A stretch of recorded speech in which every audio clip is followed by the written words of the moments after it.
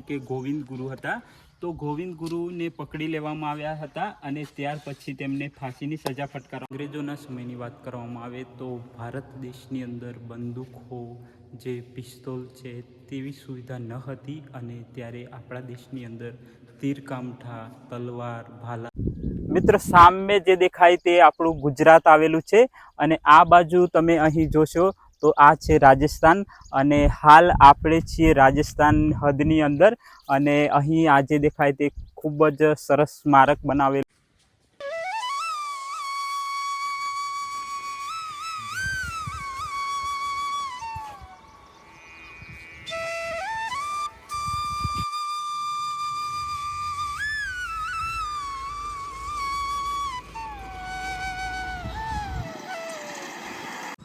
મિત્રો અંગ્રેજો જ્યારે ભારતની અંદર આવ્યા હતા ત્યારે તેઓ લગભગ 200 વર્ષ સુધી ભારત દેશની અંદર રાજ કર્યું હતું અને તેની અંદર ઘણા બધા સત્યાગ્રહો થયા હતા અને આપણા દેશના ઘણા જે લોકો હતા તેઓ શહીદ થઈ ગયા હતા।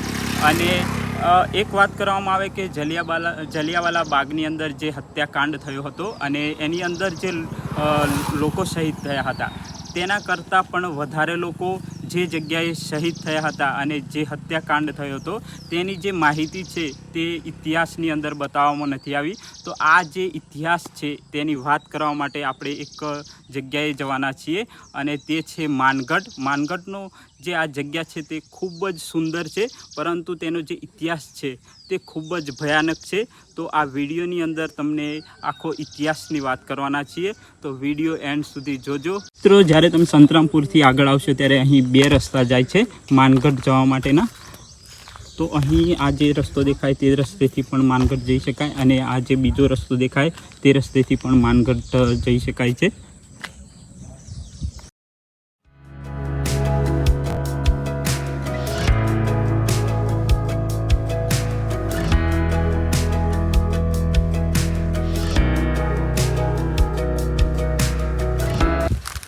મિત્રો હાલ જે ચોમાસું ચાલી રહ્યું છે અને તેના લીધે અહીં જે માનગઢનો જે નજારો છે, માનગઢના જે ડુંગરો આવેલા છે અને જે અહીં જગ્યા છે તે ખૂબ જ સુંદર દેખાય છે। તો અહીં તમે જોઈ શકો છો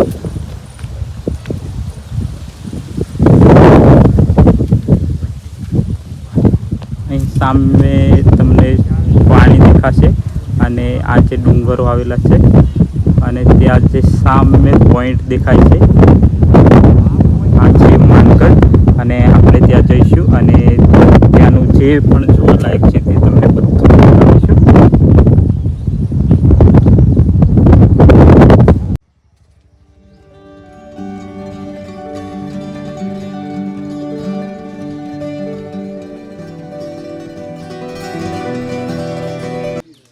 આપણે ફાઇનલી ઉપર આવી ગયા છીએ અને આ જે સામે રસ્તો દેખાય તે રસ્તેથી પણ ઉપર આવી શકાય છે અને આ છે ગોવિંદ ગુરુ સ્મૃતિવન। તેની અંદર આખો ઇતિહાસ પણ બતાવવામાં આવે છે, સાથે સાથે 2 સારા વ્યૂ પોઈન્ટ આવેલા છે તો તે પણ તમને વિડીયોની અંદર બતાવીશું। આ જે સામે દેખાય તે પહેલો વ્યૂ પોઈન્ટ છે।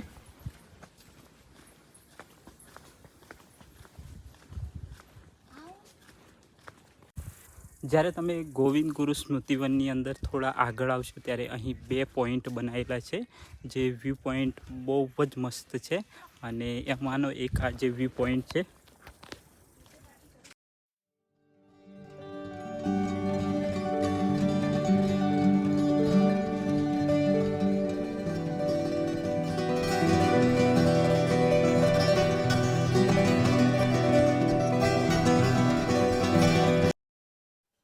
અહીં એક બીજો પણ સરસ વ્યૂ પોઈન્ટ આવેલો છે।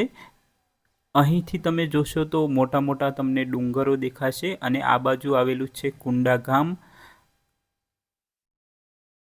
અહીં તમે જોશો તો મોટા મોટા ડુંગરો સાથે સાથે અહીં જે કુંડા ગામના ખેતરો છે અને દૂર દૂરથી તમને અહીં મકાનો પણ દેખાશે, સાથે સાથે પાણી વહેતું પણ અહીં તમને જોવા મળશે।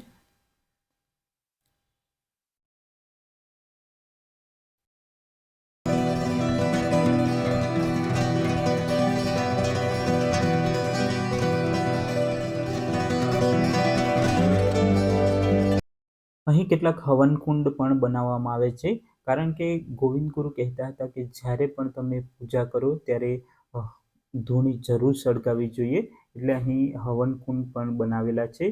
બીજું અહીં કુંડા ગામ તરફથી અન્ન ક્ષેત્ર પણ બનાવવામાં આવેલું છે, જેની અંદર તમને અહીં ફ્રીમાં ભોજન મળે છે.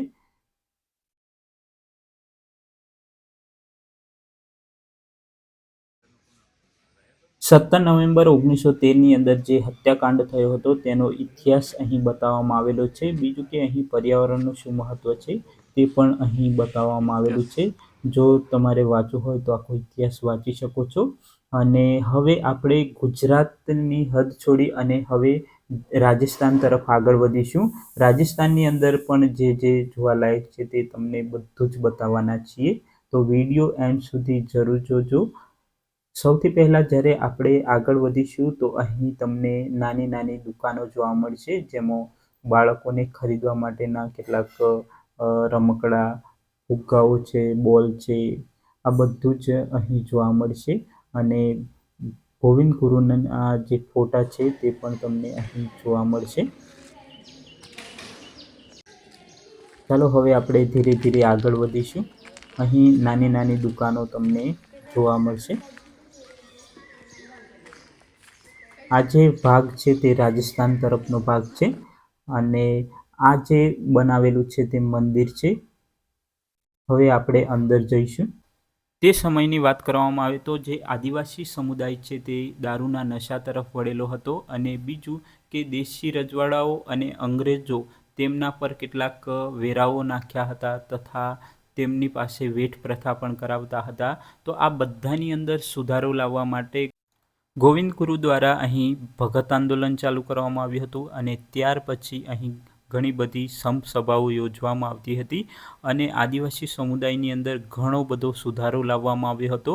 પરંતુ આ બાબતે અંગ્રેજો અને અહીંના જે દેશી રાજાઓ હતા તેમને આ વસ્તુ પસંદ ન હતી અને આથી તેઓ અહીં ચડાઈ કરે છે અને અહીં ખૂબ જ મોટો હત્યાકાંડ થાય છે.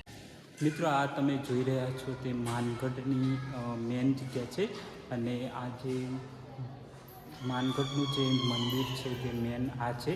અને બીજું કે આ અહીં જે માનગઢનો ઇતિહાસ છે તે અહીં બતાવવામાં આવેલો છે. જ્યારે તમે અહીં આવો તો આ ઇતિહાસ વાંચજો કે જેથી તમને બધી જ ખબર પડશે. અને મિત્રો, આ જે ભાગ છે તે રાજસ્થાનની અંદર ગણાય છે, એટલે અહીં હિન્દીમાં લખેલું છે.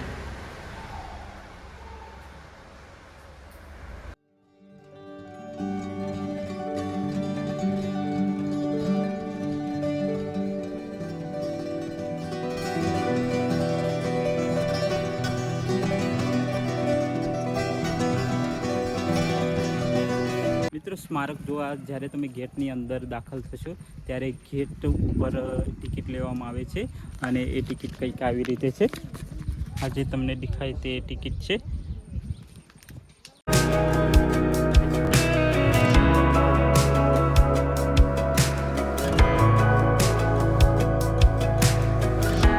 મિત્રો, માનગઢની વાત કરવામાં આવે તો માનગઢનો જે કેટલોક ભાગ છે તે ગુજરાતની અંદર છે અને કેટલોક ભાગ છે જે રાજસ્થાનની અંદર છે. તો જે રાજસ્થાનની અંદર ભાગ આવેલો છે તેની અંદર રાજસ્થાનની અંદર મ્યુઝિયમ આવેલું છે અને બીજું કે અહીં એક સ્મારક બનાવવામાં આવેલું છે.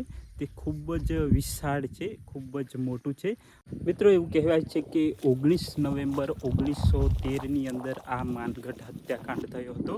અને આ હત્યાકાંડની વાત કરવામાં આવે તો જે જલિયાવાલા બાગ હત્યાકાંડ થયો હતો તેના કરતાં લગભગ 3 ગણું કહી શકાય. એવું કહેવાય છે કે લગભગ 1500થી તેના કરતાં પણ વધારે લોકો અહીં શહીદ થઈ ગયા હતા. અને આ જે હત્યાકાંડ થયો હતો આનો ઇતિહાસ ક્યાંય પણ જોવા નથી મળતો, કારણ કે સરકાર પણ આના જે આંકડા હોય તે દબાઈ દીધેલા છે અને આનો ઇતિહાસ દબાઈ ગયેલો છે.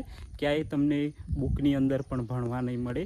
એટલે કે આપણે જે પાઠ્યપુસ્તકો આવે છે તેની અંદર પણ આ ઇતિહાસ ક્યાંય પણ જોવા મળતો નથી.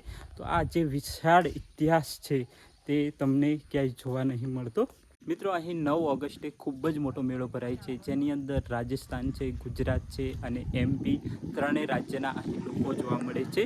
ખૂબ જ મોટો અહીં આદિવાસી મેળો ભરાય છે.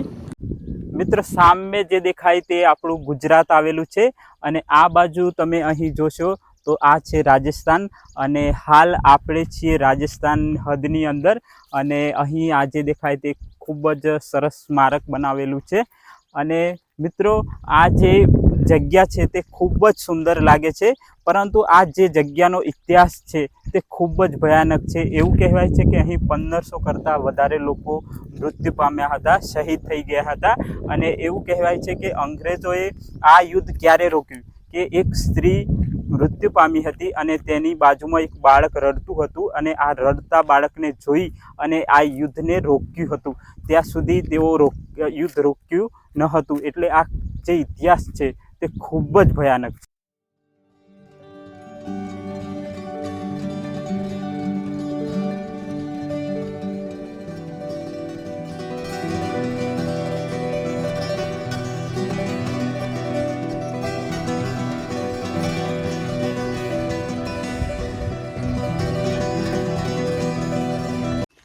મિત્રો જ્યારે માનગઢની અંદર ભેગા થયા હતા અને ત્યારે અંગ્રેજો ચડાઈ કરે છે અને જે ખૂબ જ મોટું યુદ્ધ થાય છે તો એ અહીં ચિત્ર દ્વારા સરસ રીતે બતાવવામાં આવેલું છે જેની અંદર અંગ્રેજો અને આદિવાસી ભાઈઓ વચ્ચે ખૂબ જ મોટું યુદ્ધ થાય છે.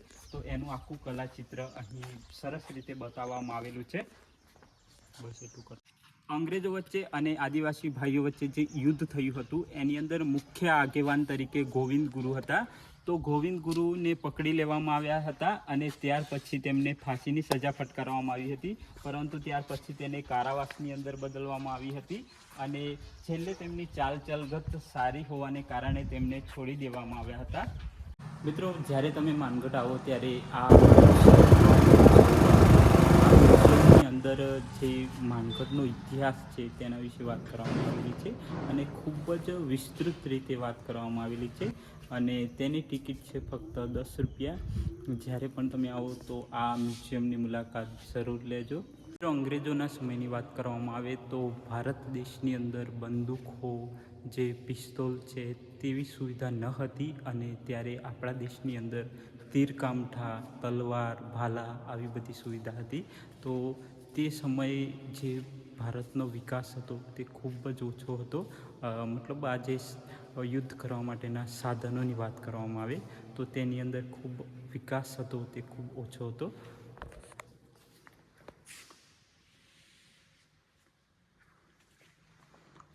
અહીં જે આદિવાસી ભાઈઓએ જે મહાન પરાક્રમ કરેલા હતા તેમના અહીં તમને સ્ટેચ્યુ જોવા મળે છે.